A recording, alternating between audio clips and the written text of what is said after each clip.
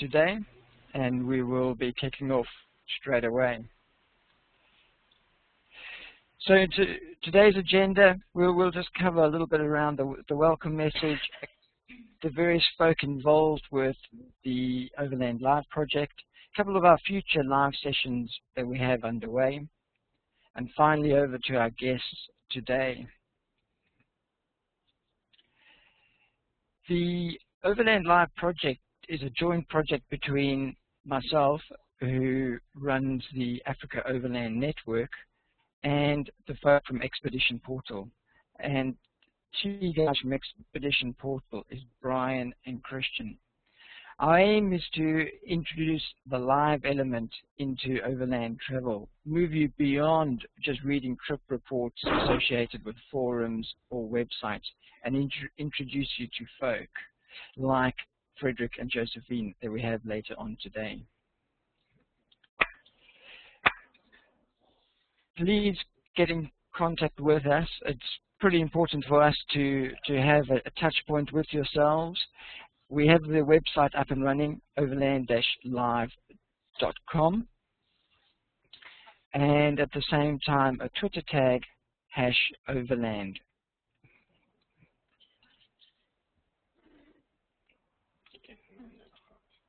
Okay, we're getting a couple of questions through the chat window. I will increase the microphone from my side and encourage everybody to use the chat window, which generally appears on the right-hand side. So as we continue today, please use the chat window to ask any questions.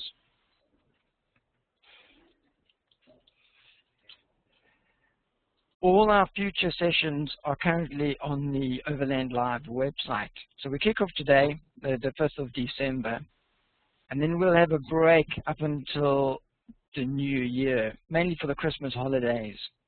The short list is up from the 9th of January through to March, but more guests are coming on board on a weekly basis.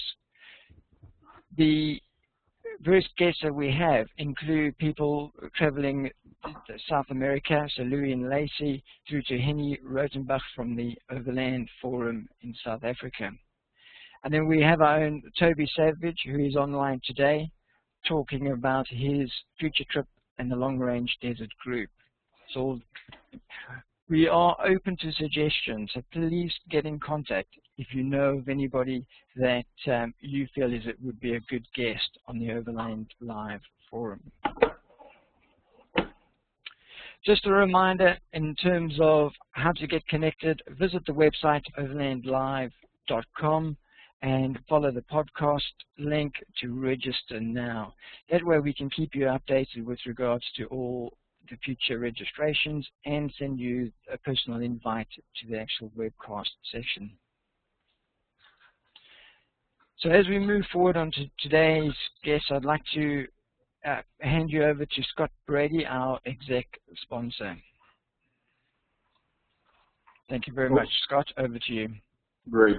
Thank you, everyone, for participating in our very first Overland Live. This is obviously an exciting thing for all of us involved. Special thanks to Christian and Martin and Brian for their abilities to pull this all together technologically and for having the time to dedicate to this project.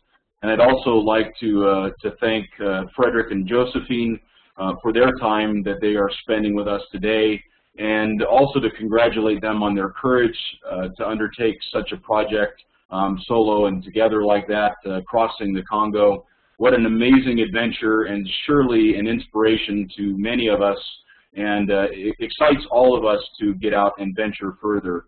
In fact, my first trip to Southern Africa kicks off here in a couple of days, and I'm genuinely excited to see just some of the areas that Josephine and Frederick and Christian and Martin have all seen themselves in my next trip.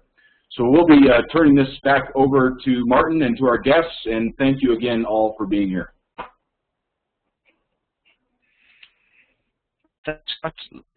Bear with us, folks, as we just transition our presentation mode from myself to Frederick and Josephine.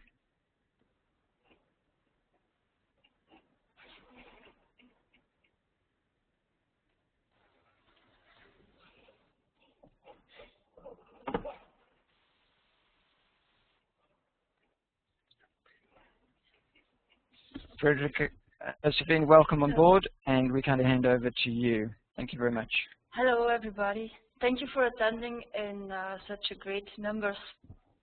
We feel truly privileged to see so many people interested in our travels. So I'm Josephine, and this is Frederick. Good evening, everybody. Thank you so much for joining today. This is a bit awkward. It feels like a bonfire night with lots of storytelling, but then without the bonfire. We're not really good at preparing speeches, so we'll be improvising along the way. So bear with us, and I hope technology will not let us down tonight. We've been asked an impossible task, really. We've been asked to tell about our adventures in the Congo, and even more to tell about our 2-year trip, and we only have half an hour to do it in. It's just impossible for us to do. So what we will try to do is give you an idea of what it's all about to travel for 2 years, some of the experience we've gained through, and specifically the routes we took. Many of you have followed the threads on Horizons Unlimited and Expedition Portal of our Congo bit, but as mentioned also in those threads, the Congo bit was just a very, very small part.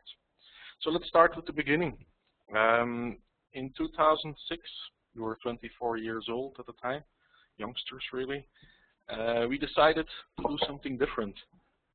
We sold all our belongings, we quit our jobs, and we set up for a trip. So during our 2 years on the road, we covered more than 100,000 kilometers in 715 days. We visited 43 different countries, which involved 49 border crossings, and it was just the two of us and our Toyota Land Cruiser. This story is not so much about the different cultures. Well, it is, of course. It's not so much about the travel, but it's more of the story of living your dream, of giving up the certainties of life and changing that in for a life in the back of a truck, traveling around the world, learning to meeting new people, experiencing things. A quick look at our route. As you can see from this Euro-centered map, I'll zoom in a bit on the relevant part. We left in 2006 in Belgium, where we live, and we drove the more or less classic overland Trans-Africa route to Cape Town, South Africa, via the west coast. It's this red line here. It took us about 9 months to cover that distance, and actually, we didn't really plan on doing a 2-year trip. We planned on doing a 1-year trip. At least that's what we told at home. And we actually believed that for a while. But once we arrived in Cape Town after 9 months, we came to the realization that it was almost impossible to drive back in the remaining months, or it would be a pain to go that fast through so many interesting areas. So we made the decision to make it another year. So we prolonged our trip with a year. That gave us a lot of time. So we shipped our car from Durban, South Africa, to Japan. We toured Japan and then took a long ride west through Russia with a little detour into northern Siberia, Mongolia, Central Asia, the better known as the Stan countries, Iran, the Middle East, and then back into Africa, Egypt. This is where we decided to go to tackle the Congo bit, something that we've been dreaming about for a long time. So from Egypt we went down Africa again, east coast this time, and across the Congo. After our bit in the Congo, we chose a more or less central route through Niger, Algeria. And after 2 months, 2 years, we were back at home. First thing we encountered was the Sahara Desert, well known with a lot of European travelers. Lots of people go there for shorter trips. Fewer people actually do the real crossing north-south.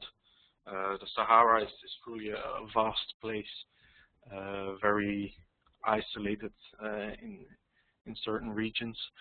Now, to be honest, it's quite easy to cross the Sahara.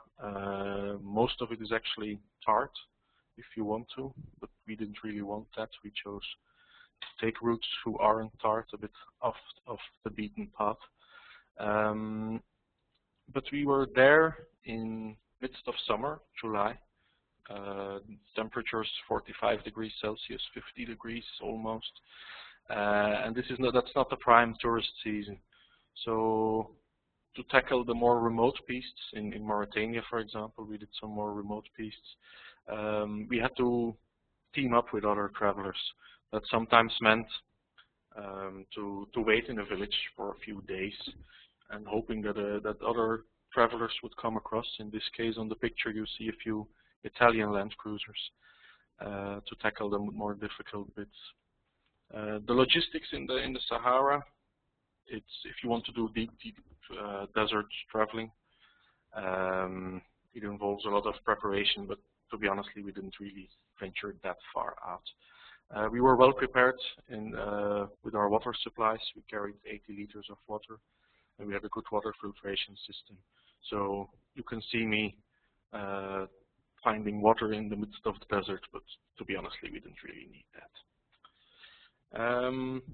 Below the Sahara, we ventured into West Africa, which is popular tribe country, really, really beautiful.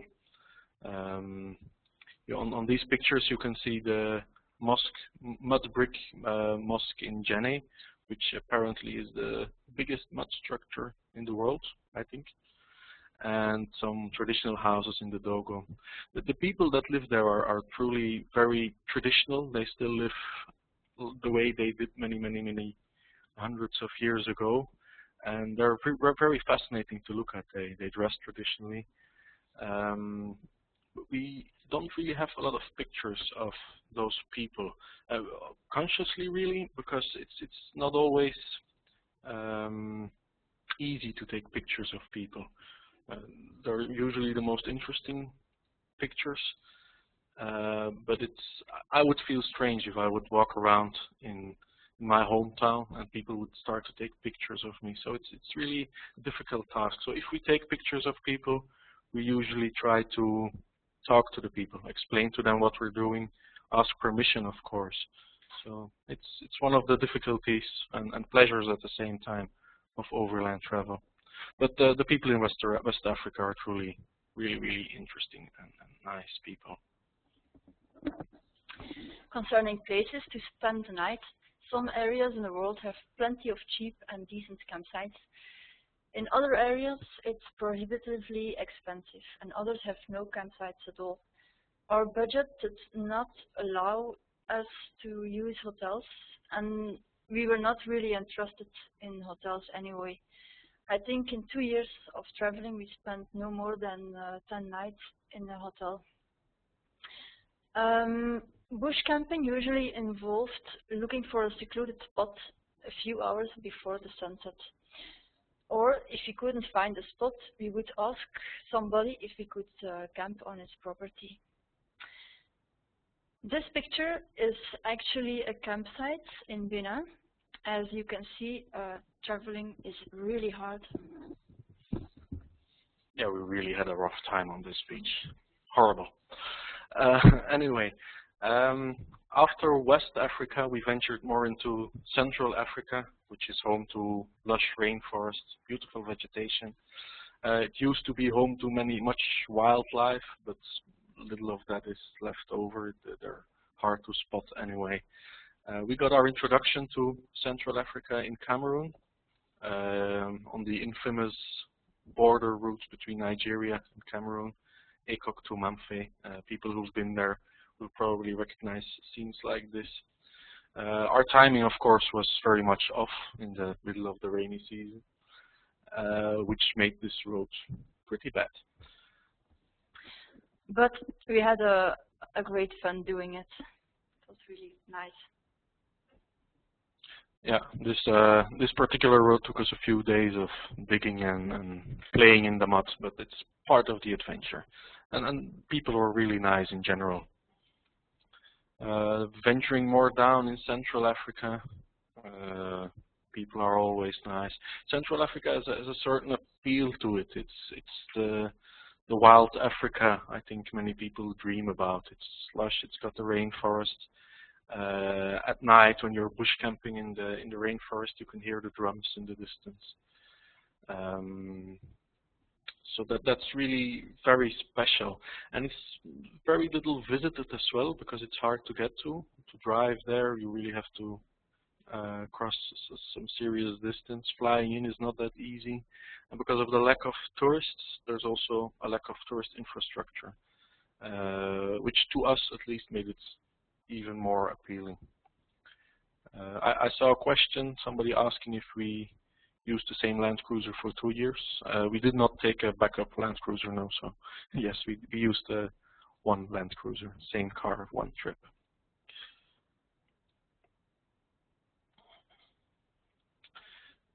This is a typical bridge in Congo. It's actually our favorite bridge. Well, not really our favorite bridge. The first time we crossed that bridge, we made well, it was actually driver error, as you can see on the picture on the right, where we dropped our wheel into the hole. The usual problem. Took us a few hours to get out, but no big deal. The funny thing is, after a few days, we were stuck on that road. The road didn't continue, so we had to backtrack. So we had to cross that same bridge again. This time it was late at night, and then the bridge just collapsed really underneath us. That took us many more hours in the middle of the night trying to get us out. So the usual affairs when traveling in Central Africa. Good fun. After Central Africa, we ventured into Southern Africa. We have many stories to tell about Southern Africa, but none really special. Lot of people, there's lots of stories already of Southern Africa. It's truly magnificent to travel around there. There is wildlife there. The scenery is good. Infrastructure is pretty good actually. So we're not doing respect to Southern Africa with these few pictures. People are nice. People are indeed very nice. So after Southern Africa. So here we, in South Africa, we put the car into a container and we shipped it to Japan. Yeah, so shipping to Japan meant putting it in a container. The boat took 30 days, 29 days, I think, to arrive to Japan. That month, without a car, we stayed in South Africa, and we were taught a lesson in hospitality, I think, when we were taken in by, well, complete strangers, really, who gave us a bed and a place to stay for a month, and that was just great. We had the most extraordinary time. They did all kinds of things with us. Really a great experience. A question I see here from Tanaya: how much did it cost to ship to Japan? I'll have to do this from my memory. Basically, what our experience is that the cost of the freight, so the container itself, the shipping cost itself, usually amounts between $700 and $1,200 US, no matter where your destination in the world is, even if it's close or far off. And then, in addition to that, there's all the customs, taxes, and levies on both sides. So I think in our case it was about $1,500 US, a bit less probably, to ship the car to Japan. Arriving in Japan, speaking about a culture shock, Africa is truly great, and we spent 9 months in Africa, so we really got used to it. And so arriving in Japan is a different thing. It's true that everything in Japan is very functional, very clean, very effective, very efficient. Not the words you usually think about when thinking about Africa. So it was very interesting. Quick question again: was the entry procedure in Japan difficult? Yes and no. We had the problem that in Japan, well, our Japanese is not so good, well, non-existing really. And there's a lot of Japanese people who speak English, and most of them actually have a translation application on their very modern mobile phones. So it's possible to communicate. And they were very strict in Japan. Everything was according to the book, very correct. They didn't give us problems, no bribes or anything like that, of course. But they were very strict. So they actually unloaded our entire car, which took many, many hours. And we had to pay the customs officers to check our car. So it wasn't really hard, but it was just a lot of work because of all the administration involved. Okay. So Japan, completely different to travel in than Africa. Lots of culture, lots of amazing things. You really have to go there once. Yeah. On our trip in general, the food was an important issue. In certain regions, there is not a lot of choice. While eating out can sometimes be a great and cheap experience, the food is not always tasty and safe for our weak digestive system. We tried to stock up on food in the capital cities, and we used whatever we could find on the roads to supplement this. But as you can see here, a big exception to this was Japan. Here the food was really delicious. And sometimes a bit expensive as well. Quick answer to some questions. Toby is asking if there are any border crossings you never ever want to see again. Well, I guess no, because a border crossing usually means entering a new country. It means you're on a trip, so it's a good thing. The notoriously difficult border crossings are, well, not difficult, but very long, are the Russia-Mongolia. It just takes an entire day, 8 hours, 10 days, 10 hours of just waiting. They're not unfriendly or something, it just takes ages. So they're not the most fun thing to do. Another quick question, did you have to renew your carnet passage along the way? Yes, we did. Our carnet passage is only, well, for the people who don't know a carnet passage, it's a customs document for the car, which basically states that you're temporarily importing your car and that you promise to take it out. It includes leaving a lot of money behind for the administration.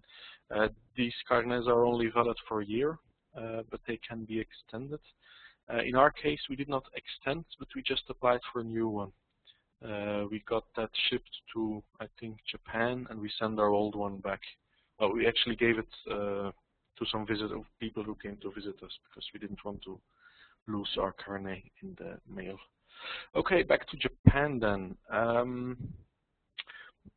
Camping in Japan was surprisingly easy. Japanese people are quite fond of camping, which came to a surprise to us.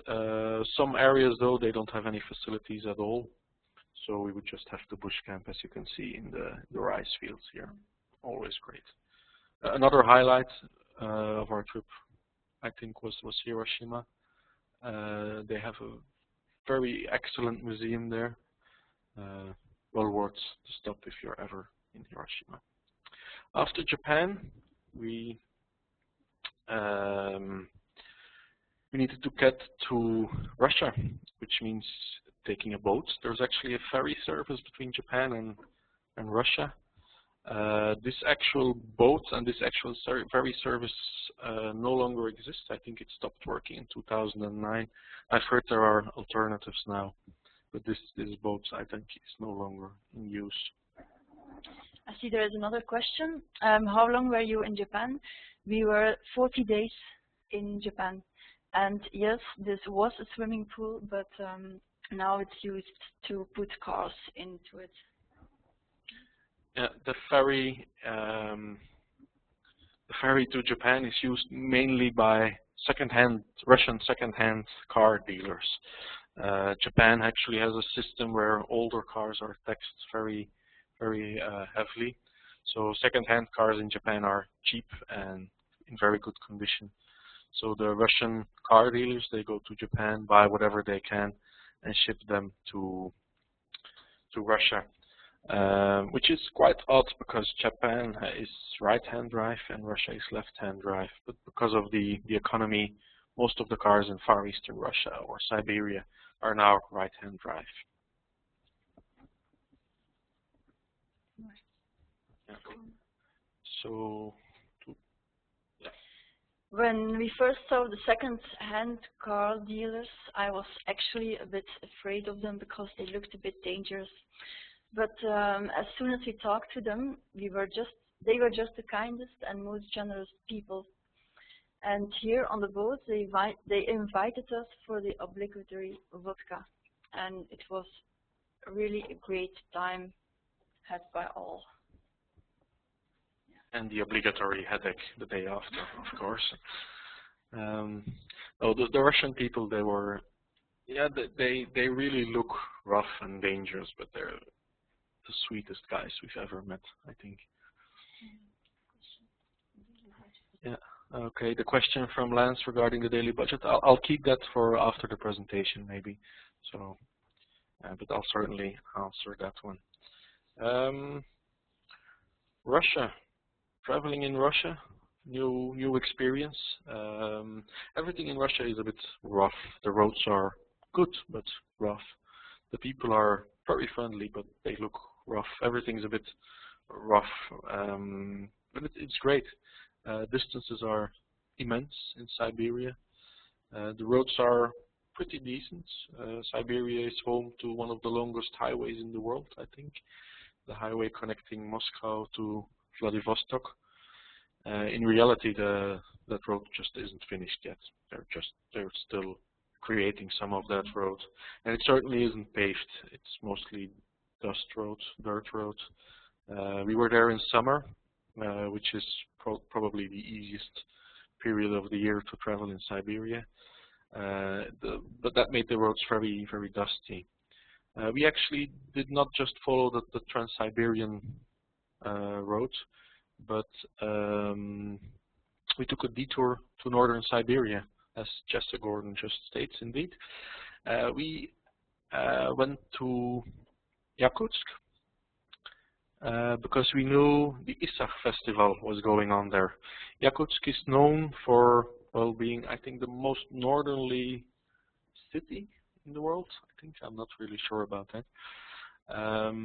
And many travelers will actually know or recognize the name Yakutsk because of the Road of Bones. This is where the Road of Bones actually starts, the road from Yakutsk to Magadan. We wanted to take that road, but we didn't because we ran out of time. Traveling to Siberia means planning, time-wise. We didn't want to get stuck there when the winter started. But we enjoyed ourselves on the Isakh festival. The Isakh festival is similar to the more famous Nadam festival in Mongolia. It's a traditional festival, and actually the Yakut people, they're an indigenous people, relatives of the Mongolian people, as you can see from the faces. So the festival included long-distance horse riding, wrestling, and all kinds of plays, reenactments of historic events as well. It was truly great. We were also, I think, one of the very few Western tourists on this festival, and in Yakutsk itself even. So we appeared on television there. We appeared in the newspapers because it's quite a novelty to see a tourist out there, which was nice for a change. We could travel there independently. That was not a problem in Siberia. It was really one of the highlights of our trip for me. Yeah, it's true that Russian Siberia used to have strict regulations in traveling. You couldn't really travel freely. But nowadays you can basically go almost anywhere where you want to go. Some areas are still off limits, military important areas, mining areas. But the major roads are certainly free. What they do ask you is registration in certain cities. But to be honest, you can just skip that. They're friendly people anyway. language in Mongolia. Yeah. Okay. After Siberia, we ventured into Mongolia. We were a little bit in a hurry because of the seasons. We didn't want to get stuck here in winter. It's certainly one of the areas where we want to or have to go back because it's so incredibly beautiful. The Mongolian plains, the openness, the tracks, the lack of roads. You basically just think where you want to go and then you go there. You just create your own roads or follow some existing tracks. But the plains, the sunsets, the vast emptiness is truly amazing. Mongolians also have a very they're used to traveling and they know it's hard and dangerous, so they're very open to travelers. They really respect people who travel. They will host you, they will give you food, they will give you the obligatory chai, and they also come to check up on you. I remember quite a funny experience we had when I think we were getting up in the morning or just setting up our camp in the evening, I can't really remember. And we were both sitting in the car, and all of a sudden we could hear a fart, which was odd. And we looked at each other, and we thought, well, we both of us thought we let go of one. But actually, when we looked outside, there was a Mongolian guy, a very old guy on a horse, who came to check up on us, and he was farting every 5 minutes. A very funny guy. We didn't share the language, but he just wanted to make sure we were okay. He saw us in a distance. We saw we were standing still, and he just drove around, checking if we were okay. So we chatted a bit. We offered him a drink, and off we go again. It was really great, nice experiences.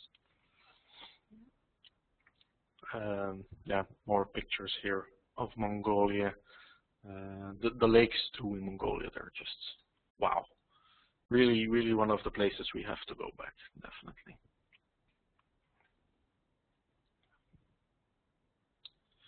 Mongolians love their horses. It's still an important way of traveling in Mongolia. They're very proud of their horses. Don't call them ponies, though. They're little horses, but if you call them ponies, you'll get into a fight with a Mongolian, and you don't want to get into a fight with a Mongolian. They're small as well, but they're strong persons. So yeah, we gave it a try. To be honest, I'm not really good at it. Josephine is, but I'm not. After Mongolia, a quick detour through Russia, and then back, or not back, into the stands. Central Asia, all the countries that end in stan. We took a route through Kazakhstan, Kyrgyzstan, Tajikistan, Uzbekistan, and Turkmenistan in that order. This region is getting, or was getting, more popular now with people. There's certainly a reason for it. It's truly magnificent. This picture is the Pamir Mountains, peaks up to 7,000 meters, and indeed, Jesse Gordon, we didn't go into Afghanistan, but the picture you see here on the right, on the top right, is actually Afghanistan in the distance. We took this picture in the Wakhan Valley, so we were just a few meters away from Afghanistan with just a river in between us. If we wanted, there was not really any control. We could have just walked into Afghanistan. It's also a part of Afghanistan which is totally isolated from the rest of the country. It's also one of those borders, if you paid attention to your history during the Great Game, it's one of those silly borders they once draw just on a map. But the people in the Wakhan Valley are really one people. They're not Tajiks and Afghans. But the road there is, I keep saying this, like, exceptionally beautiful, stunning. As you can see, a lot of war went on in that area. Still a lot of mines there, so you have to take care where you're going. Central Asia is also home to a lot of culture. You can see here the buildings in Samarkand. A lot of bazaars. You can see that it's very interesting because you get an influence from the Asian culture and the Russian culture mixed together. There's Asian-looking people who speak Russian. There's all sorts of influence mixed together, which makes it very interesting. Yeah. So one of the odd things in Turkmenistan, this is you can actually see this on Google Earth quite well. This is the Darvaza crater. It's Soviet, if I recall correctly. I might be mistaken, but that's what they told me. It's a Soviet experiment, or where they tried to, well, they found gas and somehow they managed to put it on fire. It's been on fire now for 20 years, 30 years, something like that, and they can't put it out. They're not really trying either. It's just in the middle of the desert. You have to cross some dunes to get to it, and all of a sudden you come to a huge, huge crater which is on fire non-stop. It's a spectacular sight at daytime. We loved it so much that we actually camped there in the dunes to be able to see it at night, and it's truly it's truly crazy. Yes, you can camp near the crater. That's not a problem. Yeah. Nobody's there. No, it's really it's in the middle of the, what's the desert called again? I think it's the Kizilkum Desert. So it's truly a desert, a proper desert with sand dunes and everything. There's a village nearby, but I think it's 20 kilometers away. But Scott's quite right that we didn't camp too close.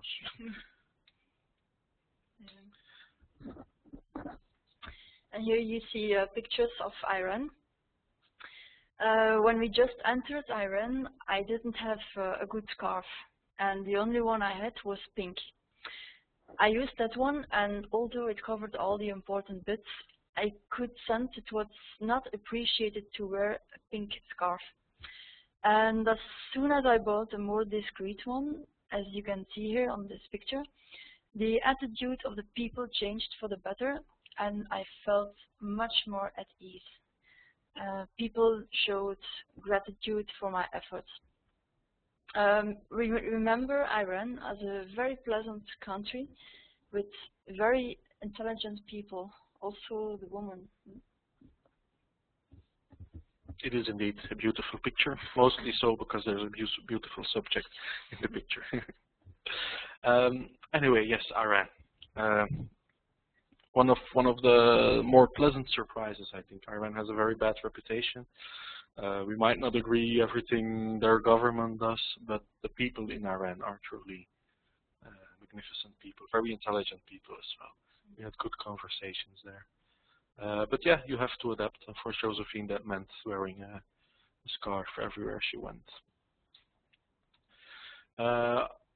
Once out of Iran, we crossed the Middle East. There are so many things to see in the Middle East. I think we can easily spend 10 years in the Middle East just visiting all the different sites. We'll not go into detail there. It's also relatively proximate to where we live now, so it's easy for us to visit on shorter trips. The head statues, Tanya, are in Turkey, in the, what's it called again? Monadach, I think, but I might be mistaken. It's a mountain, on top of a mountain, and they have all these statues. Nemrutdak, that's what it's called. After the Middle East, back into Africa. We kind of longed back to Africa for the temperatures, probably because it was getting winter in Asia, in northern Asia. So we're quite happy to be back in Africa. In Egypt, we had to make a decision. Either we just went very, very slowly and tried to find a way home from Egypt, or we did what we were dreaming about for a long time, and that was going across the Congo. We actually wanted to go across the Congo the first time we passed there on our first Trans-Africa. But at that time, it were the elections, and there were quite a bit of riots going on in Kinshasa, so it was not a good timing. Now we were 2 years later. It's been very calm in the Congo. We were monitoring the situation up close, so it felt like the time was right. So in answer to Jessica Gordon's question, the Jordan-Egypt ferry, indeed we took that one to avoid Israel. This is not the ferry you see here, but we did take the ferry from Jordan to Egypt to avoid entering Israel. Not that we don't like or we don't want to visit Israel, but as soon as you have a stamp in your passport from Israel, you are banned from most of the Arab countries. There are ways to avoid it, but it's just too risky. Especially Sudan is very sensitive to it, and as we were planning to go to Sudan, we took the Jordan-Egypt ferry. The ferry you can see here on the top right is actually, it's not the ferry, but it's the barge that accompanies the ferry on well, the Wadi Halfa ferry, the one that goes from Egypt to Sudan. There's a road, well, I think there is actually 3 roads between Egypt and Sudan, but they're off limits for normal people, military importance, whatnot. We actually tried to take the roads, but it's virtually impossible. So you're obliged to take the ferry, which is not a pleasant experience, to be honestly. A very crowded experience as well. So East Africa. This is traditional Trans-Africa route. A lot of stories going around here. There's a reason why it's so popular, of course. It's lots of beautiful things to see. There's tribes in North Kenya, Ethiopia, the history in Ethiopia. And the reason most people actually go to Africa is, of course, the wildlife. And most of Africa is devoid of wildlife. People have hunted it down. But East Africa and its national parks is where you should go for the wildlife. We went through East Africa relatively quickly. We, of course, stopped at all the major sites. Not that we were in that much of a hurry. But we ended up in Lusaka, Zambia, where we were preparing for our trip to Congo. Now, the Congo bit is truly, it's exceptional in all ways. It's not, we always try to find the road less traveled, yes, and if we have the option between the easy, popular route and the harder, less popular route, we will always choose the latter, just because it's usually the most interesting. Not always, but usually. It's where you meet the most interesting people. It leads you to the most interesting scenery. Now the Congo bit was a bit different. Congo, in many minds, is a dangerous place, and it probably is. But we were monitoring the situation quite carefully. Northeastern Congo is definitely off limits, but the route we wanted to take should be, or at that time, would have been relatively stable enough that we wanted to go there.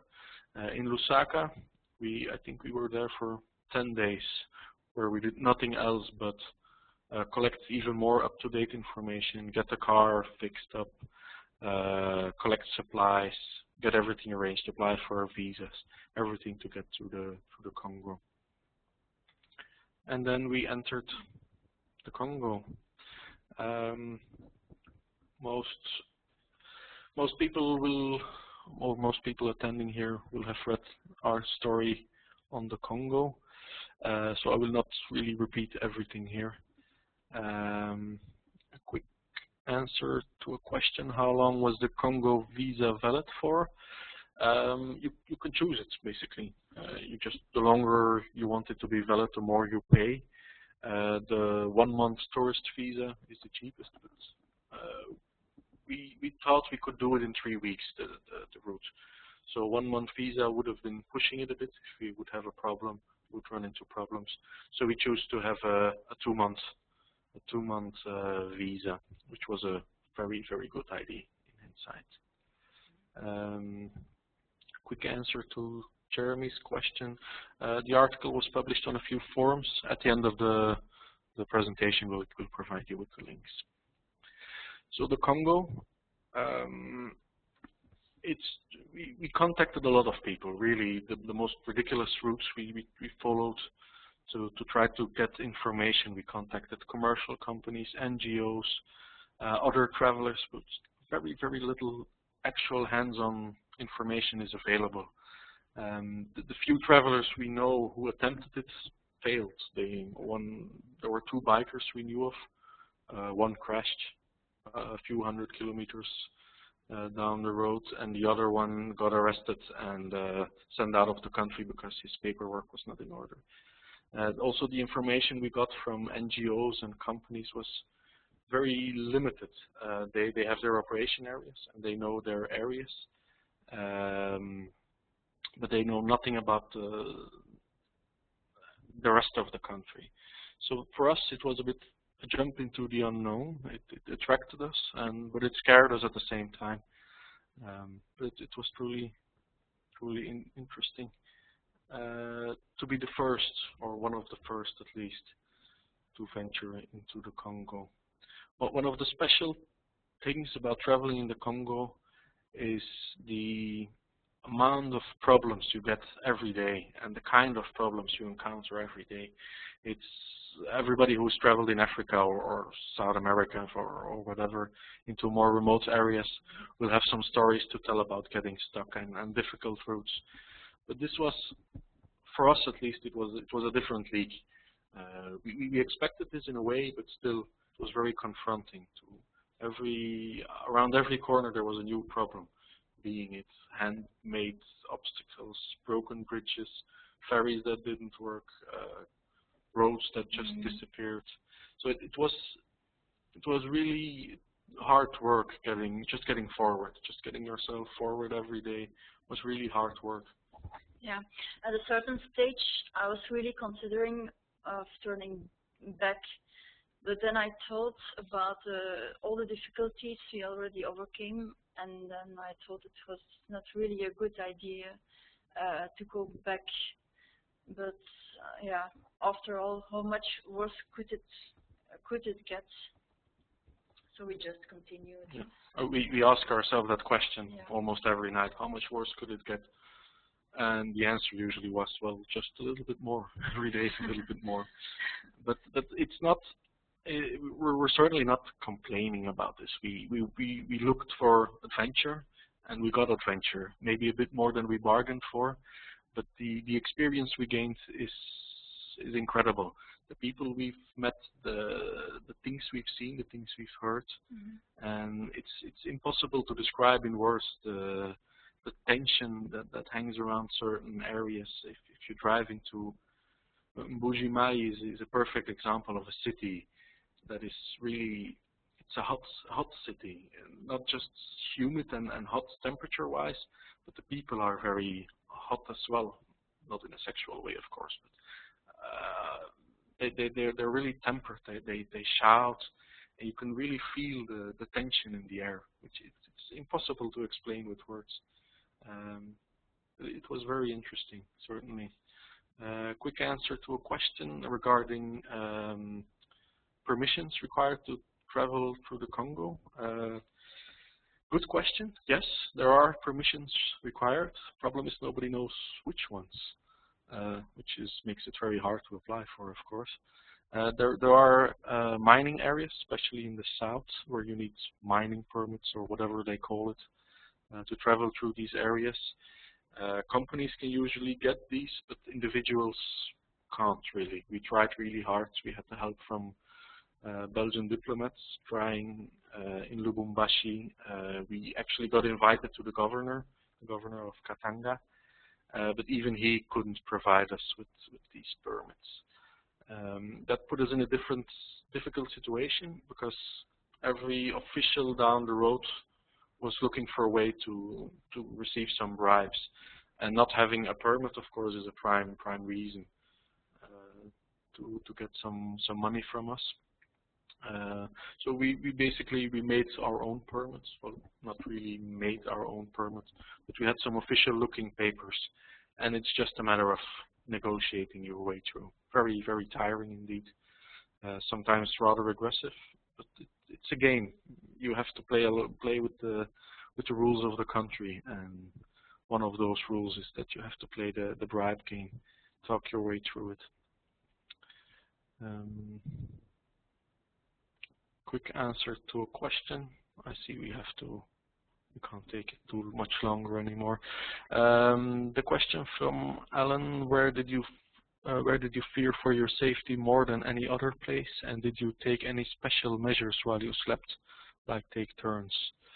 Congo was probably the most.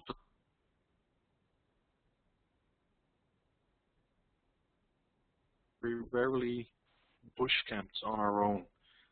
We always spent the night either in a village, a mission, or all with people to have their protection, really. If you have a good conversation with a person, you will quickly notice if you can trust these people, and usually you can. So in that way, we were more protected than in other regions. But yes, there was a constant feeling of unsafety. I can't deny that, and it affects everything you do, the way you talk to people, the way you do certain things. We also realized that we were very much on our own there. You couldn't really call the cops or anybody to come and help you. You were on your own. It's a special feeling. Will the Congo trip be hard for non-French speakers? I think everybody can do it, but of course, speaking French helps a lot. I think, yeah. Well, good question actually regarding the French and the Congo. Josephine especially is very fluent in French, and I can help myself. But sometimes I think it would have actually been easier if you can't understand the demands for money or whatever. In a way, sometimes I think it made it more difficult because we understood very good what was going on. Sometimes it's, well, they say ignorance is bliss. I think in some cases it would be very handy. But yeah. So the Congo, the breakdown. Yeah, you can discuss endlessly about our breakdown, how this could have been prevented, and to be honestly, I don't think we would have done anything different in hindsight. The trip was so much more than just the Congo bit. It was all about traveling around the world, really. So you prepare the car for that purpose, not really for extreme 4x4. So it's very, very difficult to say what we would do different in the future. Yeah. Quick question from Noel: Do you still have the Land Cruiser, and will it go on another journey? I will actually get back to that a bit later on. I'm going to move on a bit because we're running out of time. People who are interested in the Congo bit, we wrote our story on the forums, Expedition Portal, and some others, so you can read up on it there, and I'll try to answer some more questions on these forums. So after the Congo, we actually spent 2 months in the Congo. We planned to do 1 month. That put us in a bit of a problem because our best friend was getting married soon, so we were in a bit of a rush to get home. It's also, in a way, we were very happy to get out of Congo because it was not always pleasant, and there was the constant tension and the stress, and so it was a relief to get out of Congo. But at the same time, it was also a bit sad because we were really going home now. It was the last time we crossed the equator. We crossed it 3 times, but this would be the last time. The next stop would be home. Not that home is a bad place, of course, but life on the road isn't that bad either. The last big hurdle on our trip was Algeria, Niger and Algeria. It's the shortest route and the most interesting to us because it was a route we didn't take yet, and we kind of liked the desert, the deep desert. But at the time we were traveling there was a Tuareg rebellion, an uprising of the Tuareg. In some regions it was a proper war, the government army against the Tuaregs. But we on the road we tried to get as much information as we could. We called people on the ground, and most people actually confirmed that on the major routes it was safe, and actually between the major cities and there were military convoys you had to join, so you were protected. I think those convoys are still in place, by the way. So it was just the only risky bit. It wasn't really dangerous there at all, but the only risky bit was the no man's land between Niger and Algeria. We didn't want to chance it on our own because it's a bit of a dodgy area with armed Tuaregs raiding. So we joined a group of smugglers. Really, they were in land cruisers and we could tag along. They obviously didn't pass through the customs, so we said goodbye a few kilometers before the customs. But they were friendly people. They might have been doing dodgy business, but friendly people nonetheless. Our land cruiser was looking tired here. This was in the no man's land, where it overheated because the radiator was still full of mud. Quickly fixed, but yeah, it's a bit a sad sight, this picture. It's really the best car we could have chosen. It's truly great, but yeah, a bit tired. So the car, when we got home, we parked it. We started working again to get some money because obviously that was all finished. And then just fairly recently, well, I think 6 months ago or something, we started working on the car again. We sent it to a panel beater. We told the panel beater, "Can you get rid of all the dents?" "Sure," he said. So he cut it in two, and all the dents are gone. Pretty extreme measure, but we have some pretty cool plans with this truck. Now it's a pickup. It's transformed into a pickup, so we can use it. It's on the road now. We actually did a trip with this Land Cruiser to Iceland already, and we're building a mobile home unit to put on top, but that's not finished yet. So. Okay.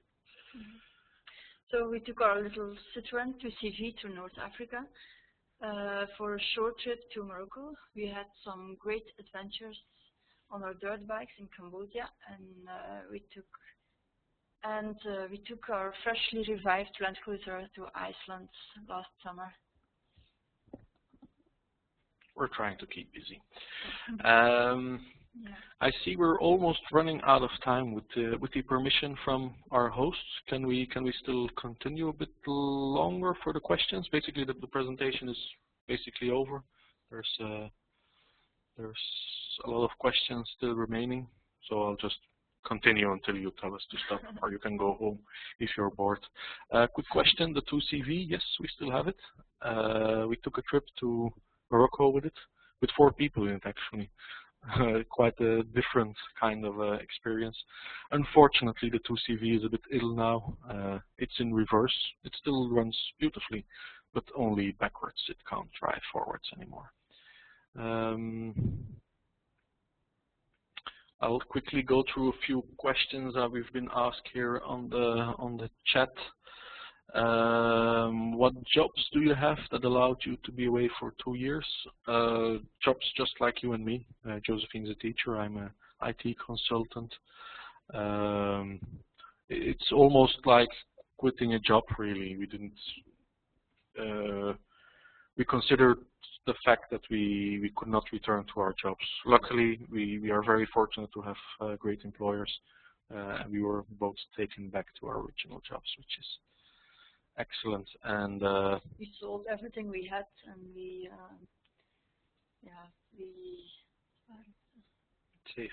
saved that money for about 3 years. Yeah. So we actually decided to go on our trip, I think, 2 years prior to our departure, and from that moment on, we really saved intensely. We didn't buy anything, not even new clothes. We lived really Spartan, and we sold everything. We sold our TV, we sold our couch, we sold everything. We had a budget of about 30 euros a day, so that was more or less 10 euros for sleeping, 10 euros for buying food, and 10 euros for all the rest. And we could easily spend 2 years of traveling with that. Yeah. It's pretty low budget to do such a trip on such a budget, but it's perfectly possible if you're prepared to rough it a bit. It's just a matter of taking it easy in the cheaper parts and traveling a bit more quickly in the more expensive parts. So certainly possible. Just going through there. Just a very special thank to Joash, I hope I'm pronouncing that correctly, for this drawing. This drawing also represents a bit the joy we have in sharing our stories. We certainly do not have the idea to become celebrities, God no, but it's great to inspire people. We've been inspired to do this trip, and it's really great and an honor to inspire other people to do whatever things, even making pictures like these, drawings like these, doing the trips, basically living your dream. Yeah. Another question, if you were ill. No, we were not really ill. We were ill. No serious. It's amazing. Nothing serious, no. It's amazing. We never gotten really ill. We did have quite a lot of problems, the usual digestive traveling problems. Sometimes quite severe. It can be hugely inconvenient at times, certainly in areas where toilets are non-existing. But nothing major. Especially malaria is quite amazing. We didn't really get malaria, but we took care of ourselves, of course. We were more healthy on our trip than now, I think. Certainly. The outdoor life is really beneficial for our health.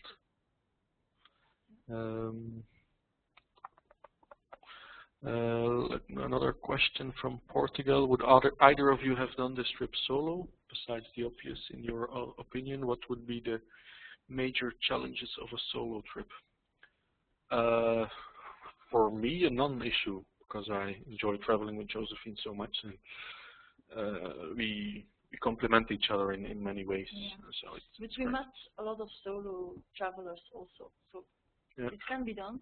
It can certainly be done. It opens you up to much more. It's much more social to travel socially, because you don't have anybody to talk to anyway. So you see contact with the locals. People will also contact you more easily. So it allows for a much richer experience, but it must be very tiring. A good example is somebody we met on foot in Kazakhstan. Very long, lonely roads. And he was in a terrible mental state. He was healthy, but in a terrible mental state because of the loneliness. Because he couldn't talk to the people because they didn't share a language. And okay, with some gestures you can order lunch or buy something, but just a proper conversation and be able to talk about your feelings is something that's really important. There's so many impressions that you get when you're traveling. You really have the need to talk to people.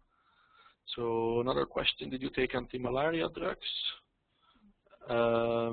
Yes, we did, but after a while I think it was not really good stuff.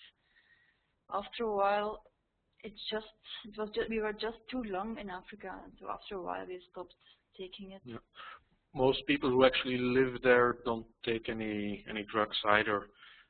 They just make sure they have drugs if they get ill to treat it. So that's what we did. The first 6 months, I think we took drugs, but it's such a hassle to not forget the pills. And I was on Lariam. I don't know if you people know Lariam, but it makes you crazy. So, which was fun for 6 months, but after 6 months of being crazy, we've had enough. A very interesting question from Christian. Will your new camper have a toilet built in? Well, I think it's a horrible thought to take whatever leaves your body with you along in your car on your travels. So I was hoping to say no, but probably yes, a very tiny one, just for emergencies. Just when you urgently have to go and there's this huge crowd around you, that would come in very, very handy.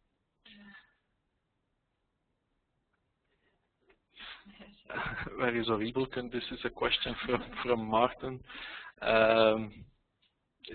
Horribelken is actually our mascot. He's a moose from Finland. He's called Horribelken after a Finnish guide who said the word horrible in a very funny way. He pronounced it like horrible, which we named Horrible after. And actually, to be honest, Josephine and myself were not really adventurous and we're pretty scared, but it's Horrible who's pushing us into doing these things. So it's not really our plan. It's Horribel's. I'll go on to some questions we received up front. I'll quickly go through them. These ones are from Horizons Unlimited. What's the largest overland expedition type vehicle you can see traversing the routes you covered in the Congo? Anything can get across, surely. We've seen big, huge trucks, 4x4, 6x6 trucks, but they were traveling at a rate of maybe a kilometer a day. So it would take months, maybe years to get across with a really big vehicle. Those vehicles, the local vehicles, they always had a crew of 10, 20 people just repairing the road where it was necessary. So the smaller the vehicle, the better, definitely. Another question, how many kilometers has the car done already? It probably wasn't new when you started this trip. Quite right. As you can imagine, we were on a bit of a budget, so a new car was not really an option. I think we bought it with 280,000 kilometers here in Belgium, and by the time we left, it was 320,000. So when we came back, it was 420,000 kilometers on the clock. Do you have an explanation for the diff breakdown, and could you have prepped it beforehand? Explanation, yeah, sure. Very easy. We stressed the diff too much. The road was just too hard. The lack of locking differentials certainly played a role there. We really had to get up to speed to get through obstacles, and that just overloaded the axles. On the whole discussion of why didn't we take a winch, why didn't we have diff locks, to be honestly, it's a budget thing. We didn't have the money, or we didn't want to spend the money beforehand on a winch and lockers. And in retrospect, I would do exactly the same, because for most of the travels, for maybe 99,000 of our kilometers, we don't need a winch and we don't need lockers. So is it really worth to spend a few thousand euros on a winch and lockers? It's really hard to tell. Yes, maybe it could have saved us a lot of costs in breakdowns, but maybe not. A good example now is we actually saved up for lockers because we see the importance of it, definitely. And we actually have fitted lockers to our Land Cruiser now, but it's been fitted for a few months now. We've been to Iceland, we've done a bit of off-roading, and never ever has it even occurred to me to use them. It's really quite exceptional that you need them. A bit of intelligent driving usually gets you through as well. So Congo was very exceptional. That's the long story short, and that's why our differential broke down. Another quick question, do you think your trip would have been any easier riding across the DRC on a motorcycle instead of a 4x4? By all means, yes. The track, most of the track really is for bicycles. So if you ride your motorcycle, you'll have plenty of space to get across. The bridges would be a problem, getting fuel would be a problem, but you can plan ahead. It would certainly travel much easier and faster on a motorcycle. Just don't break down, because spares will be impossible to find, and you can't easily transport your way out. A few more questions from Nat, from Expedition Portal. What means did you two have to defend yourself should the need have arisen? Nothing really. The discussion about taking weapons on overland trips has been beaten to death on the internet before. I think we were totally against violence. Of course, violence usually doesn't really solve anything, and even more so, I think it puts you more in danger. We've been, especially in Congo, we've been in very heated discussions about money in the middle of the night, and we were extremely vulnerable at times. But still, most people still have the dignity not to harm you physically. Even in the Congo, that's no different. While they could have easily done something to us, they didn't, because we try to respect these people, and they do the same, sometimes in a very rough way. So I hope that answers your question. Another question about the winch. Yes, it would have been handy, and yes, we will buy one, surely. But as said again, we probably couldn't have done the extra year if we would have had a winch and lockers. So then we would have a land cruiser fitted with a winch and lockers in Belgium, but we would have never been in the Congo. So yeah, in the ideal world, of course, every expedition car should have those things. In the real world, you have to make decisions, and that's what we did. How do you and Josephine get on with washing clothes, and if they need drying if it's the rainy season and you can't rely on the sun or dry heat? We just take a bucket, water, soap, we wash it, and we wait really a long time. That's it. Yeah, it also involves walking around in dirty clothes a lot, but yeah, that's normal. How are you cooking? Yeah, petrol stove. We don't use gas. I don't really like gas, but that's a very personal thing. We used petrol stoves, but we've used 3 different stoves because of the bad quality of petrol. They get so dirty, and you can clean them and revise them, but they lasted only 6 months in our case. So we just had to buy new ones.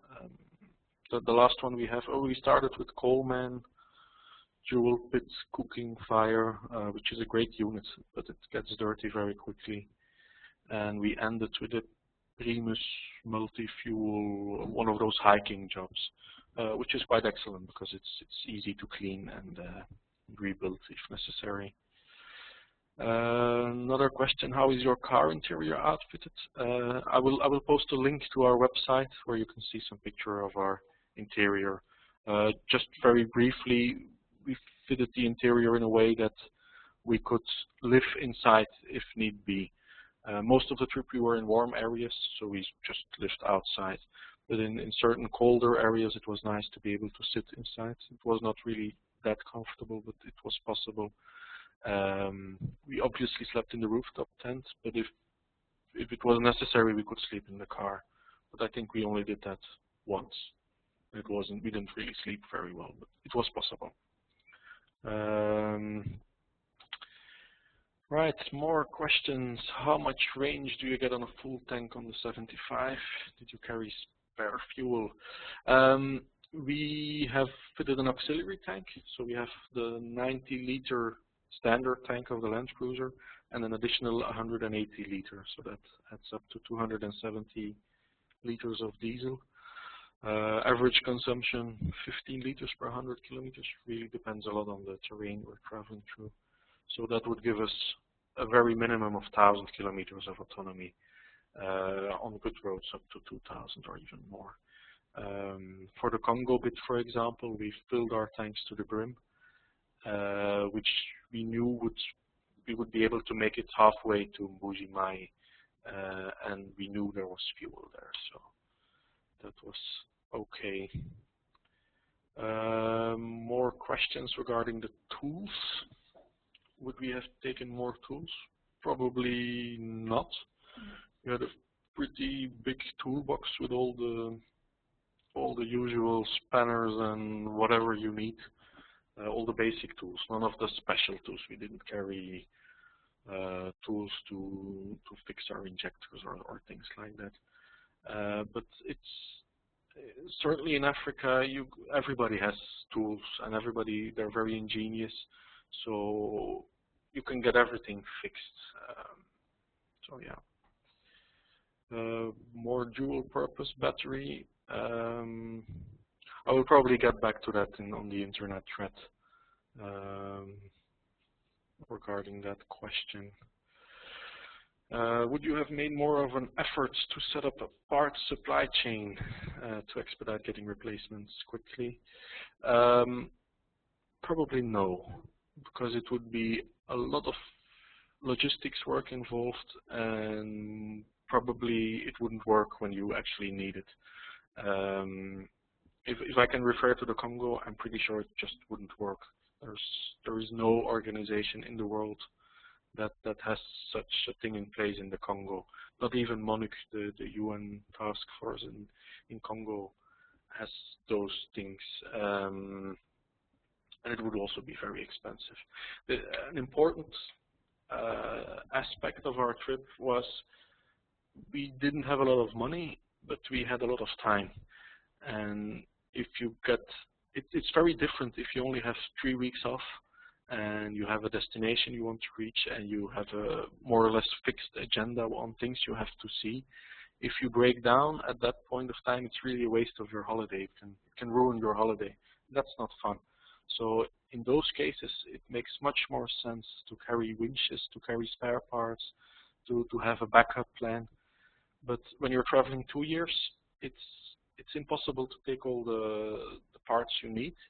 It would be horribly expensive, and it's not really necessary. If we break down, well, then we make a plan where we are. There's always a solution. So it's more of an attitude thing, I think, than anything else. We were just 2 months.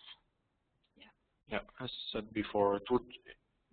If we didn't break down, we could have done it probably in 3 weeks, 3 to 4 weeks, but because of the breakdown, we added a month. The culture of Congo, difficult question this. Of course, the moment you set foot in Congo, you are experiencing the culture of Congo, without a doubt. You meet the people, you see the culture, you eat the food. So we were very much able to experience the culture of the Congo. But I think the question is more referring to maybe some cultural heritage or some of the sites, like visiting national parks or waterfalls or things like that. And we weren't able to do any of those typical tourist things, just because it was such a struggle to travel to the Congo. It's not easy. It takes up all your time just to get from point A to B, and there's a danger aspect as well. You don't want to take unnecessary risks. So I think what we saw of Congo was a very tainted vision of Congo. We saw the Congo people see when you take a Land Cruiser and try to drive across. It would be totally different if you fly into a certain place, or if you're on foot or on a bicycle, or it would be very, very, very different. Congo really is a country of extremes. Yeah. Can you tell us a story? Yes, we can, but I think we're running out of time, so I'll keep that for another time. Wildlife, scenery, and terrain compare. How do they compare to other areas of Africa you traveled? The scenery and the terrain is pretty much Central Africa, rainforests, quite sandy surface, most of the Congo. The roads, of course, because they're not in use, because nobody is maintaining them, they're virtually non-existing. And pretty much the same as in other Central African countries like Gabon and the other Congo. There is wildlife, but it's very unlikely you will see them. The people hunt them for food, bushmeat, or for medicines, or they got killed in the war. So very little wildlife remains, and there are a few national parks, even in Congo, with more or less working administration, but it's virtually impossible to actually go and visit it. But it's very different from East Africa, where they have all the tourists and the tourist dollars as well to maintain the national parks. The final question. Would you pack your troopy now and do the same route again? or has the Congo experience cautioned you? Answer to the first question, yes, and the second one, yes, but it won't stop us, I think. That's it. I think we're done. We're 20 minutes over time. Apologies for that. I'll do the last question, maybe. What's next then from Tanaya? To be honestly, we don't know. We want to travel. We're now focusing on getting the Land Cruiser ready. That means we just have the regular short holidays now, like everybody has. If we have the Land Cruiser, we'll be able to use that to visit some more nearby destinations. But what's next? Don't know. We'll see. Okay, so I'm gonna finish off here. Thank you so much for your attention. It's really a unique experience sitting behind a computer in our living room, being able to address you all. I hope you enjoyed it. I hope I didn't bore you. So thank you so much, and hopefully we'll see each other on the road. Thank you. Bye. I'm going to switch back to Martin, I think. I hope I'm doing this right. Yeah, Frederick and Josephine, just from all of us, thank you very much for taking time out to share your overland expedition, and more importantly, inspiring all of us to kind of get our vehicles equipped again and to pack up and potentially hit the road for the first time, for the second time, or a lifestyle of overland travel. So that's it from all of us at the Overland Live webcast. Thank you very much to everybody for registering and attending today. And also, more importantly, thank you for contributing via the chat window. We do appreciate your feedback and all the questions you have raised and making it interactive. Thanks once again, and hopefully we'll see you in the new year with a host of new guest speakers and some more inspirational talks ahead of us. Thank you for attending. Goodbye. Everyone.